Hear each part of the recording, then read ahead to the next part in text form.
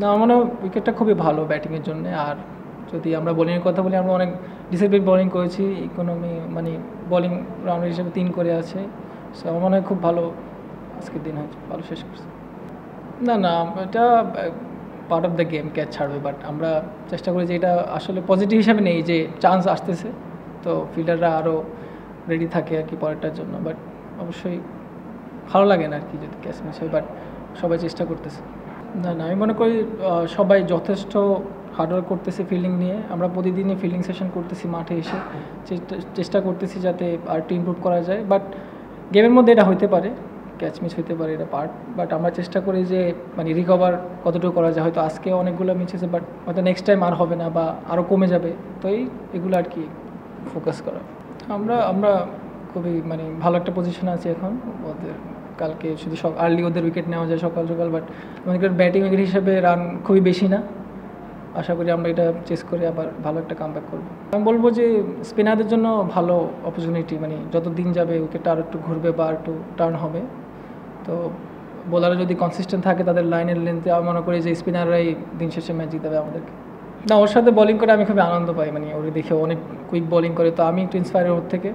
আর আমি চেষ্টা করি যে পার্টনারশিপ বোলিং করা ওর সাথে, বা ও যখন বোলিং করে ওরে আইডিয়া দেওয়া বা ওর থেকে আইডিয়া নেওয়া যে কী কন্ডিশন এখন, উইকেটের পরিস্থিতি কেমন, কোন জায়গায় বোলিং করাটা সবচেয়ে ভালো, কোন লেনটা পিক করতে হবে। তো সব কিছু ওর সাথে শেয়ার করি, ও শেয়ার করে আমার সাথে। তো আমরা চেষ্টা করি যে দুই পাশ থেকে ভালো যাতে উইকেট টেকিং ডেলিভারি বেশি করা যায়। মুরাদ আমার দেখা মানে খুব ভালো একজন প্লেয়ার। ওর সাথে আমি ফার্স্ট ক্লাস অনেক ম্যাচ খেলেছি, ও চিটাং ডিভিশন হয়ে খেলে সবসময়। তো ওর ডেবিউটা আজকে খুবই ভালো হয়েছে, উইকেটও পেয়েছে, ভালো জায়গায় বল করেছে।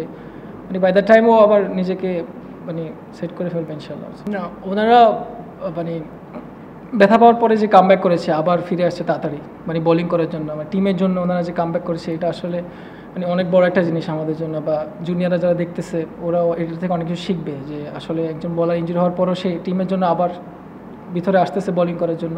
তো এটা খুব ইন্সপায়ারিং। আর আমার কাছে মনে হয় এটা ওনাদের থেকে এটা আশা করা যায় সিনিয়র ক্রিকেটার হিসাবে। 300 আই থিঙ্ক ব্যাটিং উইকেট হিসাবে 300 রান খুবই মানে বেশি বলবো না আমি, বাট আমরা চেষ্টা করতেছি যাতে আরও কম রাখা যায়, ইকোনমিক্যাল বোলিং করা যায়। এখন আপনি দেখেন 103 করে আছে, সো এটা ব্যাটিং উইকেটে এটা হবেই স্বাভাবিক। বাট কালকে যদি আর্লি ওদেরকে ব্রেক থ্রু দেওয়া যায়, 2টা উইকেট বাকি আছে, তারপরে আমরা হয়তো আবার ভালো একটা স্টার্ট করলে টোটাল একটা যদি আমরা দিতে পারি আরও ভালো হবে আর কি। না, এটা নিয়ে হবে ইনশাল্লাহ আমাদের ভালো একটা মানে অফিসিয়ালের ওদের চিন্তায় আছে যে ওনারা কী করবে।